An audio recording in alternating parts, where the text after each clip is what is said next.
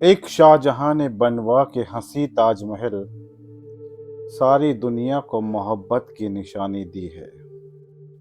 तो गाइस अभी पहुंच चुके हैं ताजमहल के बाहर और यहाँ पर लगी हुई है टिकट की काफ़ी बड़ी लाइन। नॉर्मल टिकट्स आप लेते हैं तो 50 रुपीज़ है और शाहजहां और मुमताज़ की कब्र के पास तक आप जाते हैं तो उसकी टिकट के लिए आपको 200 रुपये एक्स्ट्रा देने पड़ते हैं, मतलब 250 रुपीज़। टिकट लेने के बाद में आपको चलना पड़ता है अराउंड 500 मीटर और आगे, तब जाके स्टार्ट होता है ताजमहल का परिसर। तो आइए अंदर चलेंगे ताजमहल के अंदर और ताजमहल से जुड़ी हुई बहुत सी अद्भुत जानकारी आपको देंगे आज, जो शायद आपने पहले किसी चैनल पे नहीं सुनी होगी। तो आइए स्टार्ट करते हैं अपना ब्लॉग ताजमहल के सीक्रेट से। हेलो गाइस, मेरा नाम है भूपेंद्र ओझा। आखिर क्या है ताजमहल का रहस्य? क्या रहस्य है ताजमहल के 22 बंद दरवाजों का, 22 कमरों का? तो आइए चलते हैं, स्टार्ट करते हैं। कुछ लोगों का कहना है इसमें भगवान की मूर्तियां हैं, तो कुछ का कहना है कि यहाँ पर इन 22 कमरों में है बेशुमार दौलत और खजाना। इन कमरों को आखिरी बार 1934 में खोला गया था। उसका रहस्य आज भी रहस्य है। ताजमहल के फर्श पर यमुना नदी की ओर से जो सीढ़ियां हैं उसे लोहे के जाल से ढक दिया गया है। जैसे ही आप परिसर के अंदर प्रवेश करते हैं आपको दिखता है रॉयल गेट।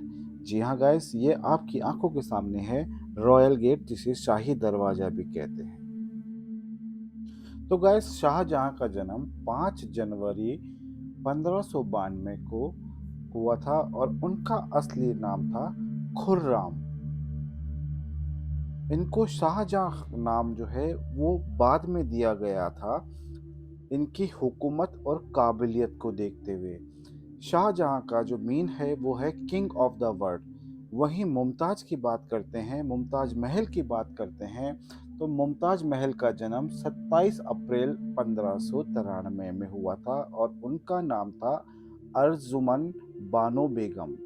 मुमताज महल शाहजहां की सबसे खास रानी हुआ करती थी, इसीलिए उनको मलिकाए हुस्न भी कहा जाता था, जिसका मतलब होता है क्वीन ऑफ द वर्ल्ड। उनका जो महल था उसे कहा जाता था खास महल। उस महल की खासियत ये थी कि वो महल पूरी तरह से सोने का बना हुआ था और उसमें लगे हुए थे बेशकीमती हीरे जवाहरात। तो गैस, अभी जिस परिसर में हम लोग खड़े हुए हैं ये बहुत ही खास परिसर है। यहाँ से आपको दिखाई देना स्टार्ट हो जाता है ताजमहल, और यहाँ के जो दरवाजे हैं जिनके ऊपर ब्लैक कलर से कुरानों की आयतें लिखी हुई है, इन्हें कहा जाता है कैलीग्राफी। तो कैलीग्राफी ताजमहल के जो पैनल बने हुए हैं उनमें की गई है कैलीग्राफी। इनमें लगने वाला सफ़ेद मार्बल को लाने के लिए 1000 से भी ज़्यादा हाथियों का इस्तेमाल किया गया था। वाइट मार्बल जो है वो राजस्थान के मकराना से लाया गया था और जैस्पर स्टोन जो है वो पंजाब से लाया गया था। वहीं जेड और क्रिस्टल चाइना से मंगाए गए थे और टर्कोइट करके एक स्टोन होता है जो तिब्बत से मंगाया गया था। सफ़ायर को श्रीलंका से और कार्बोनियम को अरेबिया से मंगाया गया था। ताजमहल को पूरा बनने में 22 साल का समय लगा था और इसमें लगे थे 22,000 मजदूर, जिन्होंने दिन रात मेहनत करके इस ताजमहल को बनाया था। तो गाइस, ताजमहल वो खास जगह है जहाँ पर कोई भी प्रेमी जोड़ा होता है या नवविवाहित जोड़ा होता है, उनकी सबसे पहली पसंद होती है कि ताजमहल में जाकर फोटोग्राफी खिंचवाना। बहुत ही खूबसूरत जगह है, बहुत ही नायाब जगह है और ऐसे ही नहीं, इसको 7 वंडर्स के अंदर इसका नाम आता है। एक सीक्रेट आपको बताते हैं कि ताजमहल का जो मकबरा है, जहाँ पर मुमताज महल का मकबरा है, उसकी छत के ऊपर जो है वो एक छेद है, वो छेद कारीगरों ने जानबूझकर वहाँ पे छोड़ा गया था, क्योंकि जब राजा ने ये फरमान बन निकाला कि जिन्होंने ताजमहल बनाया है उन 22,000 कारीगरों के हाथ काटने का, तो कारीगरों ने वहाँ पर छोड़ दिया था एक सुराग। उसी की वजह से आज मुमताज महल का जहाँ पे कब्र बनी हुई है, वहाँ पे हमेशा बनी रहती है नमी। आपको सुनकर ये बहुत ही हैरानी होगी कि ताजमहल जितना जमीन के ऊपर है उतना ही जमीन के नीचे भी है। ताजमहल एक ऐसी लकड़ी से बना हुआ है, इसकी नींव में वो लकड़ी ऐसी भरी हुई है जो जितनी नमी सोखती है उतना ही वो हार्ड होती जाती है। यही कारण है कि नदी के अंदर जो यमुना नदी है उसमें पानी का बहाव में कमी देखी गई, उसी वजह से ताजमहल में कई इस जगह पे दरारें देखी गई। एक बहुत ही अद्भुत बात है कि जब ताजमहल की नींव भरी जा रही थी, तो नींव जो है वो टिक नहीं रही थी, क्योंकि इस जगह पर भूत और पिशाचों का डेरा हुआ करता था। तो यहाँ पर एक पीर बाबा ने अपने 4 भाइयों के साथ उस भूत प्रेत बाधा का जो है वो इलाज किया। तो आज भी उन पीर बाबा की समाधि पीर बाबा और उनके भाइयों की समाधि यहाँ पर बनी हुई है ताजमहल परिसर के अंदर ही। और जब विश्व युद्ध हुआ था, जब भारत पाकिस्तान का युद्ध हुआ था, तब इस ताजमहल को चारों तरफ से लकड़ियों से ढक दिया गया था और उसके ऊपर लगा दिया गया था पर्दा, ताकि ताजमहल दूर से किसी को ना दिखे और उसे क्षतिग्रस्त नहीं किया जा सके। अब आता है एक और रहस्य आपको बताने की बारी कि ताजमहल के चारों ओर 4 मीनारें बनी हुई हैं जो एक दूसरे की ओर झुकी हुई है। उसका रीज़न ये है कि जब कोई भूकंप या बिजली गिरे तो यह ताजमहल को क्षतिग्रस्त ना करके एक दूसरे पर गिरकर नष्ट हो जाए और ताजमहल ऐसे की ऐसे बना रहे। आइए अब जानते हैं एक और ख़ास बात जो आप में से शायद ही किसी लोग को पता होगी कि कुतुब मीनार को आज तक का सबसे लंबा स्मारक माना जाता है, जबकि ताजमहल करीबन 5 मीटर कुतुब मीनार से बड़ा है। और यहाँ पे लगे हुए फव्वारे, जी हाँ गाइस, जब जैसे आप परिसर में प्रवेश करते हैं तो यहाँ से आपको दिखते हैं लाइन से फव्वारे। ये लाइन से फव्वारे जो है वो एक आपस में एक ही टंकी से कनेक्टेड हैं और पानी के प्रेशर से ये सारे फव्वारे एक साथ में चलते हैं। तो गैस आपको जानकर हैरानी होगी कि ताजमहल का निर्माण 1632 में प्रारंभ हुआ था और 1653 में जाकर इसको ख़त्म किया गया था। उस वक्त इसको बनाने के लिए 32 मिलियन रुपयों का खर्चा आया था। 32 मिलियन किसे कहते हैं गैस? 32 मिलियन उस जमाने में ये तो एक ताजमहल आपके सामने और बनने वाला था जो बन रहा था काले पत्थर से। जी हाँ गैस, एक बहुत ही महंगा पत्थर जिससे शाहजहां काले कलर का ताजमहल बनाने वाले थे, क्योंकि ये ताजमहल बना है मुमताज के लिए और वह अपने लिए एक काला ताजमहल बना रहे थे।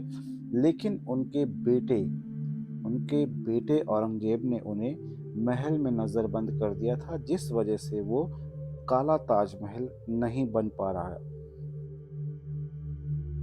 ताजमहल की एक खासियत और ये भी है कि ताजमहल दिन में अपने रंग जो है वो बदलता है। आप मॉर्निंग के अंदर इसको आप देखेंगे तो आपको ये दिखाई देगा ऑरेंज कलर का, गुलाबी कलर का। दिन में आप देखते हैं तो ये आपको दिखाई देगा सफ़ेद कलर का, और चांदनी रात में आप देखते हैं तो यही ताजमहल आपको दिखाई देता है सुनहरे कलर का। इसमें लगे हुए हैं नायाब स्टोन्स। जब रात के अंधेरे के अंदर, जब रात को चांदनी रात में आप इसको देखते हैं तो इसमें लगे हुए स्टोन्स आपको ऐसे चमकते हुए दिखाई देते हैं कि मानो स्वर्ग जमीन पर आ गया हो। यदि आप ताजमहल देखने जा रहे हैं तो हम आपको बता दें कि ताजमहल शुक्रवार के दिन बंद रहता है।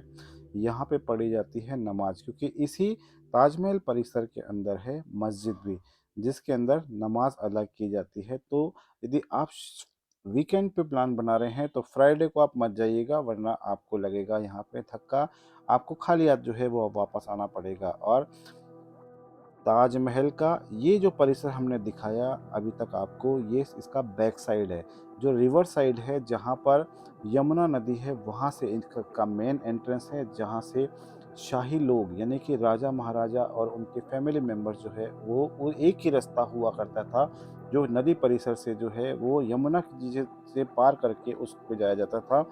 वो जगह अभी नष्ट हो गई है, क्योंकि जो पुल वहाँ पे बना हुआ था, जो जो जो परिसर वहाँ पे बना था, वो यमुना के बहाव से नष्ट हो गया। और यहाँ पे प्री वेडिंग के लिए भी ये जगह काफ़ी खास होती है। अभी है हल्की-हल्की धुंध यहाँ पर, तो जो भी यहाँ पर आते हैं वो सेल्फ़ी लेते हैं यहाँ पर। और आपको सबसे पहली सेल्फ़ी लेने वाले यहाँ पर जो इंसान थे, वो थे जॉर्ज हैरिसन नामक व्यक्ति। बहुत ही सुंदर जगह है। और अब धीरे-धीरे मार्बल का रंग जो है वो पीला पड़ता जा रहा है, क्योंकि जैसे-जैसे अब टाइम निकलता जा रहा है, क्योंकि सिटी में इतना ज़्यादा पॉल्यूशन होता जा रहा है कि अभी देख-रेख जो है वो उतने नहीं हो पा रही है, शायद ताजमहल की क्लीनिंग उतनी नहीं हो पा रही है। लेकिन फिर भी आज भी सबसे ज़्यादा टूरिस्ट जो आते हैं वो इसी अ, स्मारक को देखने के लिए आते हैं।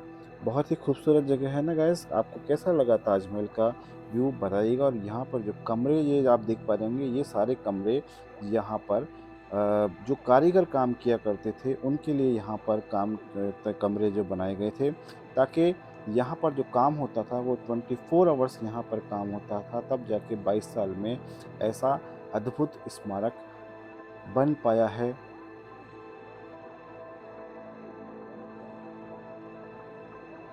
तो गाइस वीडियो को करेंगे अब यहीं पे ख़त्म। वीडियो यदि अच्छा लगा हो तो लाइक कीजिएगा, सब्सक्राइब कीजिएगा, फॉलो कीजिएगा। और प्यार की ये निशानी आपको कैसी लगी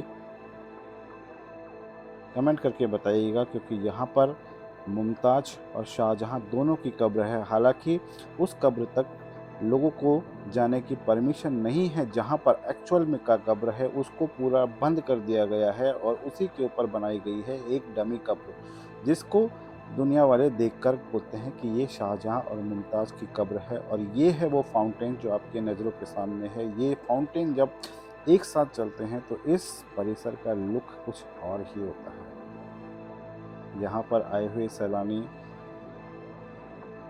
भरपूर आनंद लेते हैं जब इस परिसर के अंदर आते हैं।